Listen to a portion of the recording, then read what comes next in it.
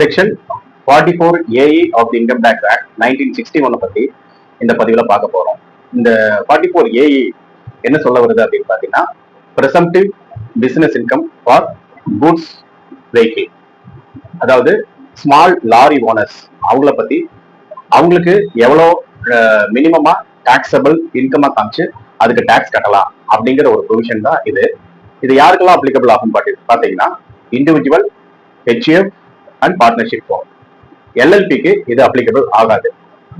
இதோட condition, main condition என்னன்னு பாத்தீங்கன்னா, 10 கூட்ஸ் வெஹிக்கிளுக்கு கீழே இருக்கணும். நம்பர் ஆஃப் வெஹிக்கிள் வந்து 10 கீழே இருக்கணும். அவங்களுக்கு இது அப்ளிகபிள் ஆகும். ஏன்னா அவங்க தான் ஸ்மால் லாரி ஓனர்ஸா கன்சிடர் ஆகுறாங்க.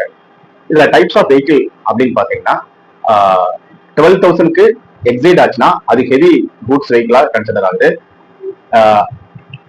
அதர் தென் ஹெவி வெஹிக்கிளா இருந்ததுன்னா, அதாவது ஹெவி வெஹிக்கிள் கிடையாது அப்படிங்கும் போது அவங்களுக்கு வந்து லெஸ் தென் 12,000 அல்லது ஈக்குவல் டு 12,000 வரைக்கும் இருக்கிற கிலோ வெயிட்ல இருக்கிற கூட்ஸ் வந்து அப்ளிகபிளா வருது. இது எப்படி இன்கம் டாக்ஸ்ல கால்குலேட் பண்ணுவாங்க அப்படின்னா, ஹெவி வெஹிக்கிளா இருந்ததுன்னா 1000 per ton அப்படிங்கிற மாதிரி, rupees 1000 per ton அப்படின்னு சொல்லிட்டு கால்குலேட் பண்ண வேண்டியது வரும். சப்போஸ் ஹெவி வெஹிக்கிள் இல்ல, அதர் தென் ஹெவி வெஹிக்கிளா இருந்ததுன்னா 7,500 per வெஹிக்கிள் அப்படிங்கிற மாதிரி கனெக்ட் பண்ண வேண்டியது வரும்.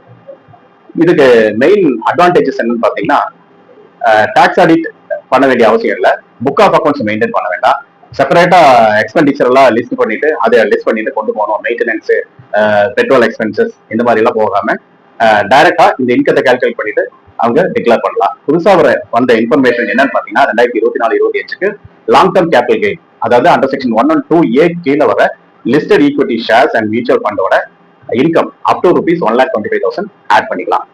மற்றொரு காணொலியில் நாம் சந்திப்போம். இதுக்கான விரிவான வீடியோவை நான் பதிவிட்டிருக்கேன், அதை பாருங்க, உங்களுக்கு புரியும். தேங்க்யூ.